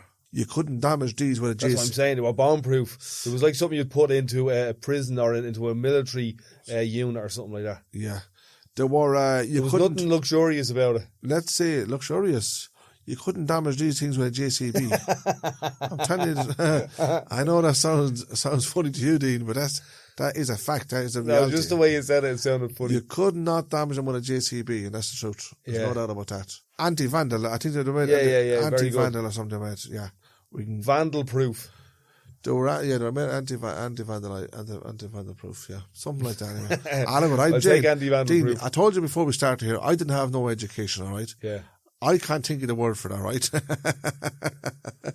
Anyway, listen. There was still no electricity, and everything was outside again still, up to as it is now. The only thing that has changed when I really think of it now is the fact that the site has electricity. There's outside lighting on the site now. Yeah, public lighting outside, yeah. Yeah. So, but that wasn't on the other site. It wasn't on the site before that. Because there was literally... So if you're walking around or driving around at night, you can see people. No, you could actually walk into somebody and you wouldn't know you are. You could bump into them and you wouldn't know it. Pitch dark, literally. Pitch dark on the sites that you'd be living on. Now, I'm not just talking here about me. I'm not just talking about St. Margaret's Park and Ballymun. I can honestly say this was probably every site around Ireland. I'm going to give you a bit of my perspective. I've been on different sites over the last number of years. St. Margaret's Park is where I spend most of my time hanging out with you, but I've been up in, say, a Villa Park or up in Dunsink, and there you could go around Ireland comparing parks, and some of them aren't as bad as others. St. Margaret's Park is okay, but there are some places that are just left. And there, if you want to do a bit of research yourself on it, out there are places that basically don't have anything. They've no running water. They've no electricity. And I remember I was in a project with a couple of mates of mine, a big mural project up there, and we painted a mural inside one of the houses up beside St. Margaret's Park. And I brought this London guy, this rapper, this grime artist in from London. He was doing a tour, and we brought him in. His name is Skepta, and we showed him around St. Margaret's Park. And he said to me, I've just travelled the world and I've never seen anywhere like this. He said, what is this place? He'd never seen anything as bad as that. He's never seen anything as bad as it. He said he just came off a world tour. We drove his bus up into St. Margaret's Park. He got out of the bus and he walked around. And he was almost in tears, like. He was a singer, wasn't he? He was a rapper, yeah. Rapper, yeah. He was almost in tears. It's a strange he was a young black rapper from London, and that was his first observation of this place. It was like, wow, what is this place? And that's not the poor me or whatever. This is just a reality of how travellers are living in Ireland. What we're talking about. In 2022. Most settled people, most country people, they just don't know. They just don't know. They've never seen this. I would say the majority of settled people in Ireland have never been on a halting site. The majority of Irish people have never had a conversation with a traveller that's beyond, do you want to buy a car off me? Yes. You know? And it's fascinating. And that's why I said in episode 1, I am fascinated by travelling people. I'm concerned about travelling people. I'm inspired by travelling people. I want to work with, support, help, embrace, empower travelling people. It does me an awful lot of good, and I hope it does travelling people some kind of good. And if they get nothing out of it at all other than a bit of a voice on a podcast, that's plenty. Yeah. I work here. I'm a community worker. I'm trying to change the culture in my community in relation to how they see themselves, how the police see them, how the Dublin City Council see them, and I'm including the travelling people in that. Strange enough, Dean, some of the councils, when you speak about councils, and you say how the council see them, some of the councils don't see them at all. They don't see them at all. They don't want to see them. And we've been down that road. We'd have. Again, I want to make one thing clear. This is not just about me, or it's not just about the people who live around me. This is happening in a lot of parts of Ireland. A lot of Ireland, and I could probably use the word saying, look, it's happening all over Ireland. Yeah. If that's the right word to use. I would say if it's not happening in a place, in let's say a traveller site or a camp or a halting site, it's rare. If it's not happening, if the total disregard for travelling people isn't happening in a specific location, that's rare. If they're being treated with humanity and dignity and respect, that's rare. The opposite is the reality. The opposite is every single day they're being treated like they're on rung -1 of the ladder, like they're subhuman. Like let's say for instance, right, 9 times out of 10, right, you'll hear a traveller talk, yeah? Almost that amount of times, a conversation will come about discrimination, about how travellers are treated, and the fact that they're being ignored for so long, yeah? But you have to understand that that's just the way travellers feel. Yeah. That's exactly how they feel, and they're trying to voice their opinions. Then the chances are you'll be looked at like, hold on for 1 second. The travellers are always complaining. The travellers are always throwing a sympathy card. The travellers are always talking about discrimination. Well, it's a chance that people do look at things that way, and I don't know if they do. They probably do sometimes. Maybe a lot of people look at it. But how about if that's the way you're left feeling, and that's the situation that your life is in, and you want to talk about them things? Can you be accused of using all your cards up, like? Yeah, well, they use in settled or in the countryman's world, they call that by slagging off somebody who's complaining about the situation they're in. Yes, it's called victim shaming. Okay, and it's a big no-no in the settled world. Right. Don't shame the victim. And in this situation, the traveller is not only being shamed as a victim, but they're being accused as being the perpetrator or the person who's doing the wrong or the violent one or the homophobic one or the one that's keeping women suppressed or the one that's doing dodgy dealings and robbing people and so on. So what I'm trying to do here, I think I've just realised, is allow a space for travellers and you specifically to start to listen to yourself, to hear yourself, to inform yourself from your own past, to realise where you're at and to maybe plan a future for you, your community and your family and so on. And not anymore have our hand out going, please, please, please, can I have some more? Please, so give me some more. For you to take control, to take the power, to take ownership of where you're going and not be dependent on the state or the government to say this is where travellers are going. Because what happened in 1963 or whatever it was the state decided we don't want travellers anymore. What's happened for the last 50 years in Dublin is councils have decided this is what travellers are going to get and that's it. I don't think travellers have that at the moment. I don't think that kind of power, do they? There's nothing handed over to travellers to deal with, like, you know what I mean? Is that not why we have councils? It is, yes. Tell me what kind of, right, what you just said there was a big statement to make about... Absolutely, it was a huge statement. Right. So, what kind of power do settled people in Ballymun have to take that kind of thing into their hands? So that's why I'm doing this health and fitness festival in Ballymun, because what I'm trying to do is show the people in Ballymun that for 50 years that they've had their hand out, accepting the fact that the expertise is coming from outside the community. We're going to pay them loads of money and they're going to come in and tell us how to live. For me, the expertise is in this community. The wealth and knowledge and wisdom is within the people here. And I think it's the same for the travelling people. I don't know, Dean. I can't. You're probably making a lot of sense there, but I can't see the picture. For instance, right, take a group of settled community here, right, in Ballymun. I'm only just saying this now as an example, right? I'm not saying this is the case. And say, for instance, right, everything's getting done for them, right? So basically, right, you're living in, just say, a certain area in Ballymun, right? And the council are coming in, they're fixing up the houses and they're fixing up around the area and they're knocking on the door. Is everything okay here? Is there any problems in your house? Is there water leaking? Is your electricity supply in order? Is, whatever, just say all the basics, right? Making sure that everything's okay.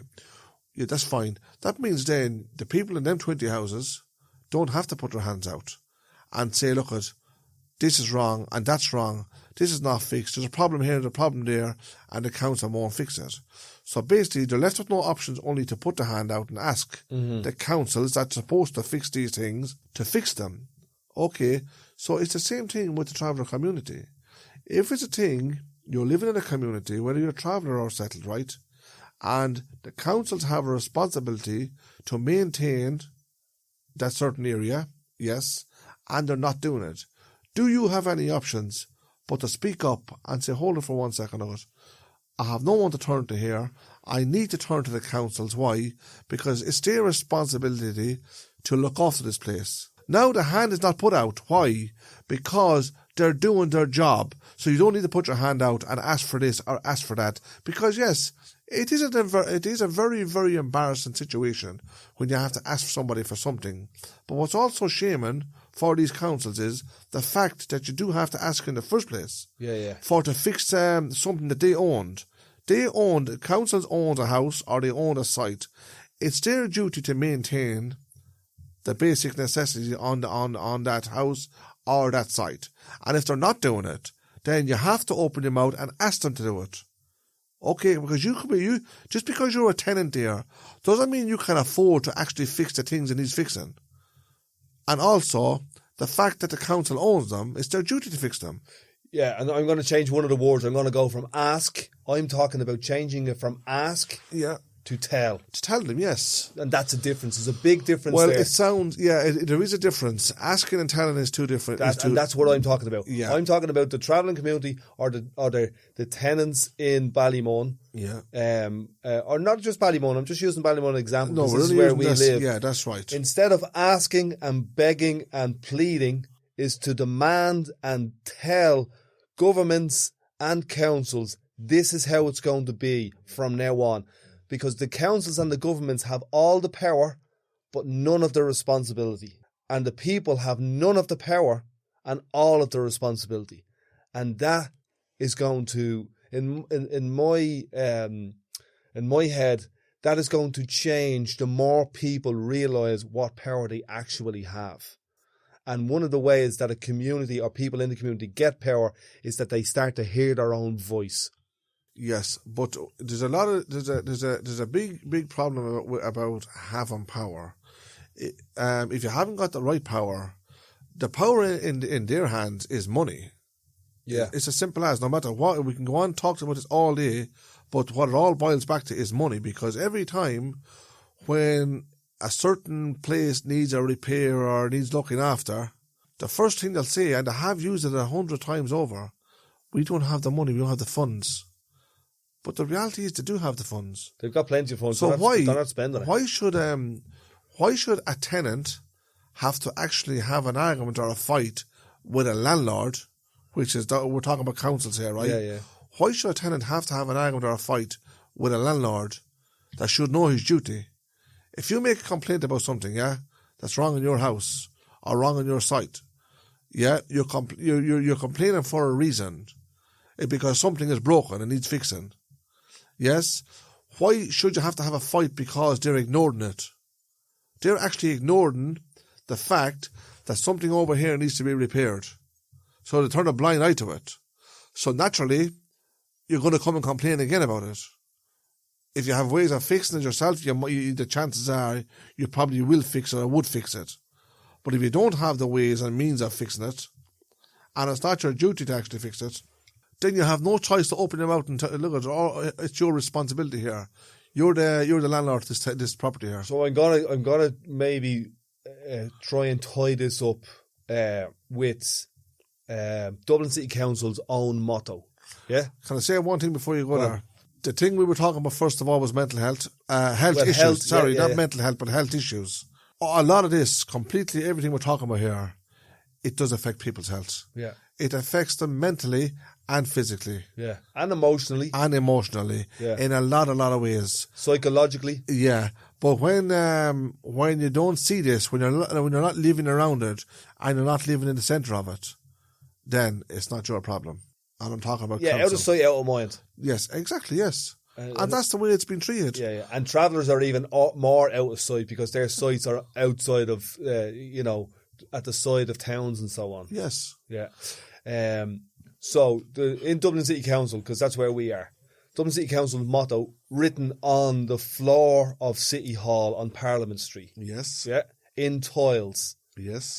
It's an old Latin phrase. Yes. I don't know what the Latin is, but the English translation is, happy is the city whose citizens obey.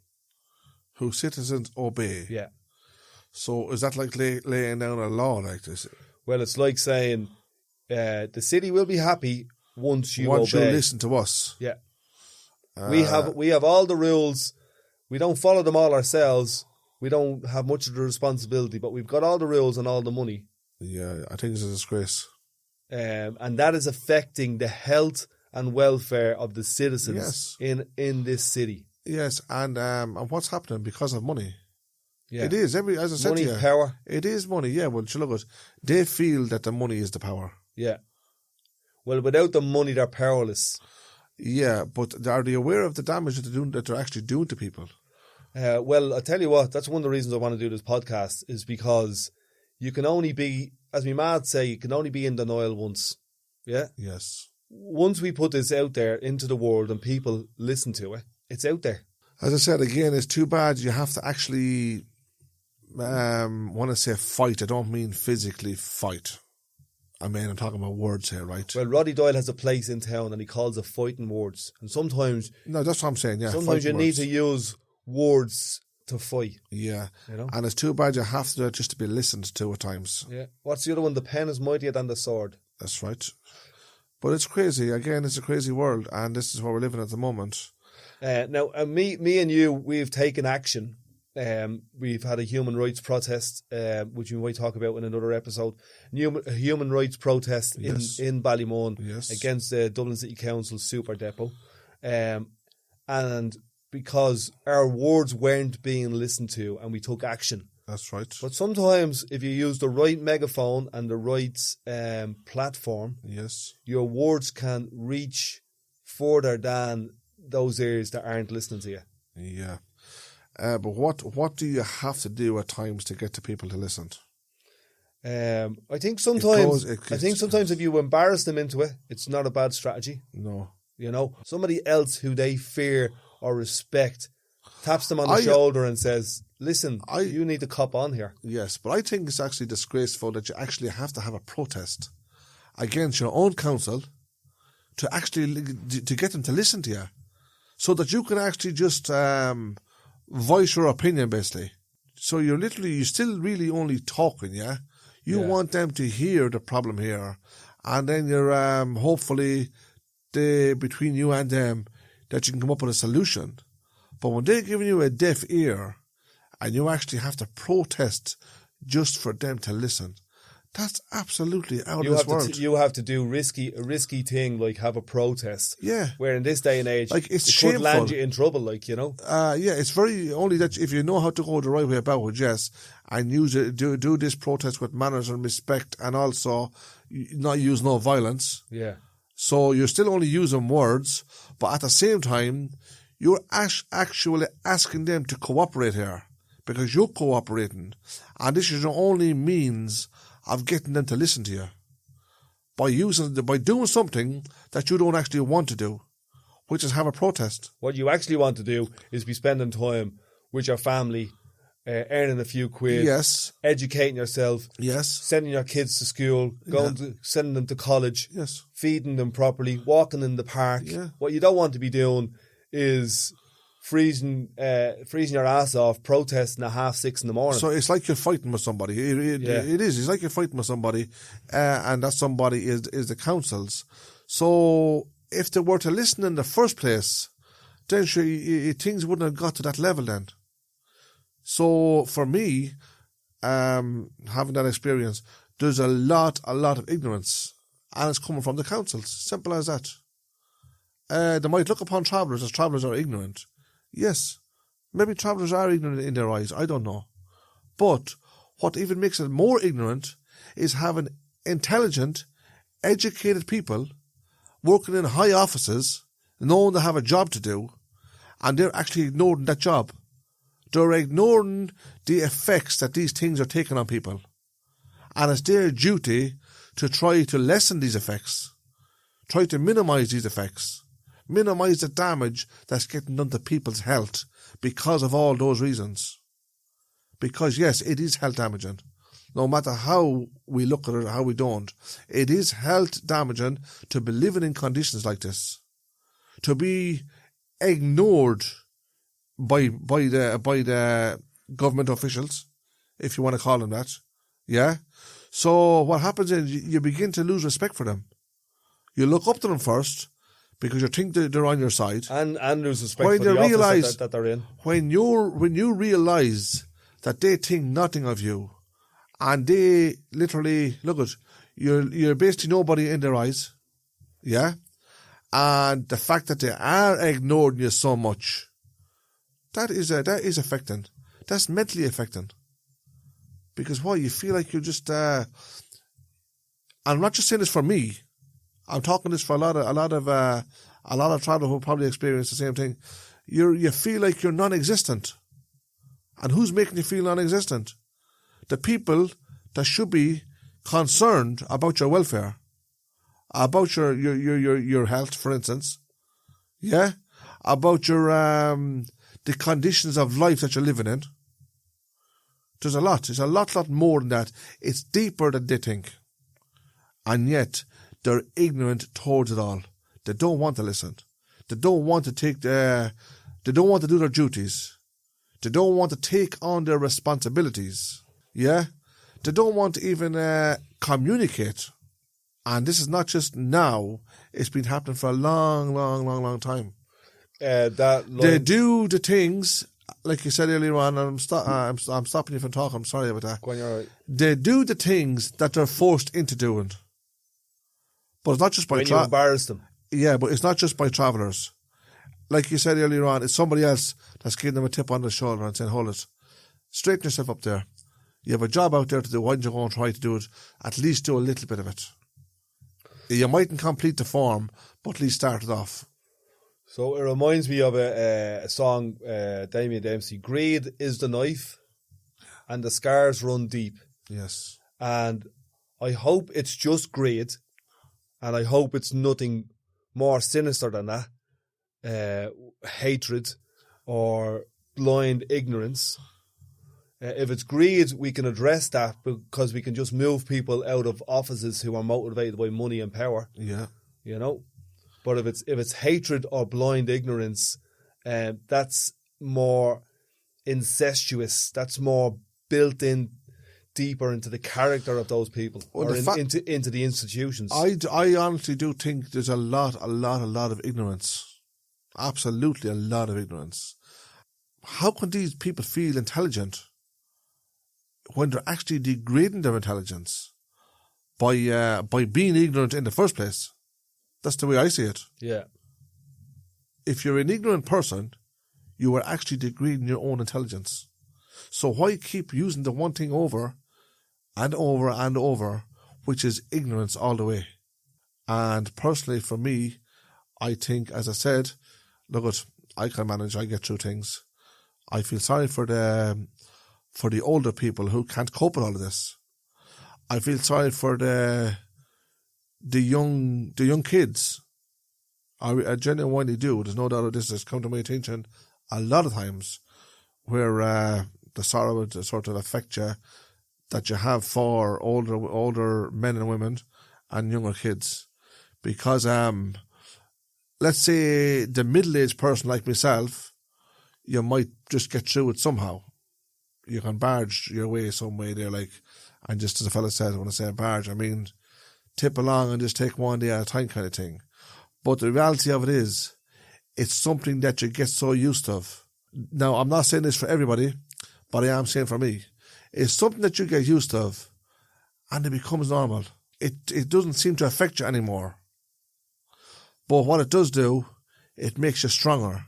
Then, when you get stronger, you want to talk out. You want to talk up. So you don't really care anymore. Because why? You've been too nice to them all along. And yes, we have been. Too nice to them all along, playing their games, playing the rules that they want to lay down. Well, and abiding by these rules. One thing which is no benefit, absolutely no benefit to us. The rules that they make.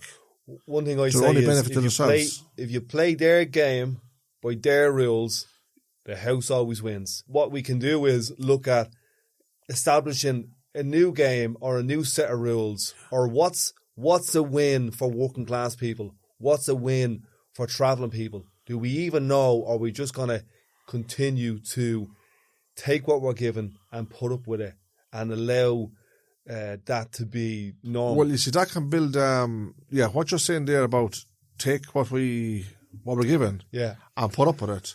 Yeah, that can happen to a lot, because it's like you're sort of left in an opinion where people will wonder, well, why is nothing getting done here? Why is no one talking up here? It's because you keep getting pushed back so many times. You are inclined to give up. It's like you're knocking on a door here, but you're getting no answer. The door opens and it closes again. So you're back where you started. And it happens over and over and over. So before you know it, your confidence is destroyed. You don't want to go down that road again. So what do? You just settle with the way things are. Simple as. And you know in your heart. Sorry? Roll over and take it. You know in your heart that the way things are not right. They're not the way things are meant to be. But what do? You say, look, it's okay. Just leave it as it is, kind of thing. Yeah, don't bother. In other words, it saves you a lot of hassle by not talking up, because you feel you're getting nowhere anyway. So me and you are in a very privileged position here, sitting here recording this. Yeah. Okay? Because we haven't been worn down so much. Well, I only hope we've actually been built up. I only hope one thing that in our little chat here, that we haven't offended anybody. I know I'm yap all the time, and I can't help that sometimes. But I hope I haven't offended anybody, because I'm not sitting in this chair here, in this little studio here, to offend anybody. That's not my intentions. Yeah, and if somebody I have nothing. Don't get me wrong. I have nothing to worry about when it comes to councils. Yeah. Because the truth is, they have caused more offence to the traveller community than any other person in this entire world. Very good. There's no mistake about that. So I am not apologising to no councils. I am saying that if anybody listening to this in the future, whether they're settled or travellers, I don't mean to offend them in any possible way. I'm speaking from my own experiences and the experiences that goes on around me, the things that goes on around me, and also the things that I have seen happening. In other words, I'm a witness to a lot of this. Yeah. Okay? Because I'm living in the middle of it, and have been for a long, long time. And again, I can say also, there's probably a lot of travellers that experiences the same things and maybe feels the same way. And I'm going to say... Very hurtful. Say that again? I said very, very hurtful. As a settled man, as a countryman, I've grown from getting to know you. My life has improved. I feel healthier. In what way? Just, I used to feel a bit of shame talking to travellers because I thought my fellow countrymen have done this to your people. Dean, don't get me wrong in saying this, right? If I sit here and talk about, say, you're a countryman, right? Yeah. And I'm a traveller, right? I don't mean to offend anybody in the settled community, because I know that this is not, the settled community are not to blame for these things. Yeah. Do you understand what I'm saying? Absolutely. And I also know that in the settled community, there is poverty also. Yeah. Parts of it. Now, you mightn't talk about that yet, but I'm not saying I'm totally oblivion to all of this. I'm not going to sit here and be like as stupid as I possibly can be. I know there is poverty all over the world, in parts of it. Not all over the world, but in parts of the world, and also in parts of Dublin. There is a lot of deprived areas. But it still comes back to the one thing. I might be having a talk about travellers here, and I might be pointing out about the situation with travellers and how they get treated by the councils. But if there's deprived areas in Dublin, and Ireland, for that matter, yeah, well, it's a fact then that the councils are not doing their jobs in them areas also. Do you know what I'm saying? Yeah.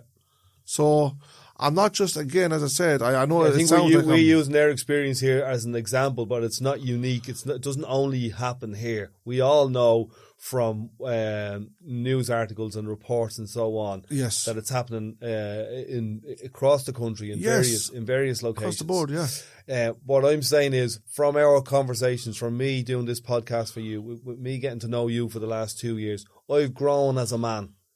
And are you saying you're counting on more of an understanding of how travellers sort of, I think their lives are? My relationship with you adds to me. It adds value to who I am. It makes me feel better about myself. It makes me stronger. Yeah. You know? So, but you do know a lot of travellers up and down the country, don't you? Yeah, I know travellers all over the place. You have dealt with a lot of travellers. Yeah. Not all of them are as confident and as vocal as you. I don't know. Able to speak about the stuff that's going on in their lives. Yeah, but don't forget, Dean, it's very, very easy for a person to speak. I'm not saying I have confidence in any way whatsoever. I do know one thing. It's very easy for a person to speak their minds if they're angry about situations. Mm-hmm. Do you get what I'm saying? Yeah. So therefore, if I'm speaking to you about these things, maybe it's because I'm angry, yeah. Yeah. Do you know what I'm saying to you? So I'm sure there's a lot of people that maybe think the same way or can speak in the same way, if you know what I'm saying. That it's not all about the sympathy card or the discrimination card or the traveller guy is crying out again. It's nothing to do with that. It's about the reality today that we live in, mm-hmm. and have been living in it for a long, long time. And again, yes, I do feel sorry for a lot of the Celtic community also. Because why? Because there is a lot of deprived areas in Dublin and around Ireland also that where the councils are not doing their job. And yes, it is causing a lot of effects on health. Mental health, physical health, emotional health. There you go. So it's not just exactly all about travellers here. Yeah. It's also in a settled community. I mean, if anyone knows that, you probably know that. So I'm going to give you a compliment that I tried to give you a minute ago, but I don't know if you heard it. Sorry. When I talk to you, when we spend time together, when we listen to each other, I grow from that. Yeah. Are you saying I'm educating you? Well, you could say it's educating, but I would say I'm getting a lot of wisdom from you. That was actually a joke, honestly. But no, I'm absolutely being serious, and I think that there's an opportunity for conversations to have between travellers and travellers, between travellers and settled people, for us to learn from each other and grow from each other. Well, you see, the thing about it is, the chat we're having here now, right? Yeah. I can honestly, that maybe I do feel good about it because, say, for instance, if there's travellers out there I know there is travellers that like to speak up also, yeah. It's probably a great thing for them to have the opportunity just to talk. Mm-hmm. Do you know what I'm saying? Because it can be so annoying sometimes, maybe all the time, that you're dealing with the one situation over and over and over and over and over. and nothing is getting done about it. So basically, no one is hearing anything. No one is not that nobody is listening to anything. It's just that nobody is talking about these things. Yeah. And I think that's what we're trying to do here. And I think, again, I'm stopping you from talking, and I apologise. And I think this is why our councils can get away with so much. Yes. And this is why parts of our country, settled and travellers, is because this is why it's happening. So we're getting basically run to the ground because we're not talking up. So we're not shaming anybody into doing anything. Now, we shouldn't have to shame anybody into doing anything. If a man's got a job to do, he should be able to do it. Or will at least do it to the best of his ability. And back again to landlords and councils or one thing or another. Who else do you go to if you can't go to them? Let's look at developing a healthier relationship between travellers and settled people. Yeah. Travellers and councils. I was going to say that, travellers and councils. Settled people and councils. Yeah. Governments and citizens. Yeah. That's where the conversation should be going. Let's talk as adults. Yeah, don't fight. Don't fight. And have healthy discussions, dialogues, conversations. Yes. Let's tease issues out rather than pointing fingers and blaming each other. Yeah. The thing about it is, it has to lie somewhere. Yeah. Someone has to be responsible for it. So who's responsible? If you own a house and you lease it out to somebody, you rent it out, yeah? Mm-hmm. And say, for instance, right, the underfloor heating, that lovely heating that you do have, yeah? If a pipe bursts underneath, whose duty is it to get that fixed? Yeah. Whose? There is a duty of care. So who is the duty? Yours? The landlord. The fellow who so owns you're the the landlord then, right? Yeah, me. So the tenants contact you to get that fixed, and you don't get it fixed. Who are they going to blame for it? They're going to blame you. Yeah. So you're saying there, let's not get into things where we're looking for someone to blame. It's not about someone to blame. It's a fact that people are not doing the job they should be doing. Yeah. They're not taking care of the things that need taken care of.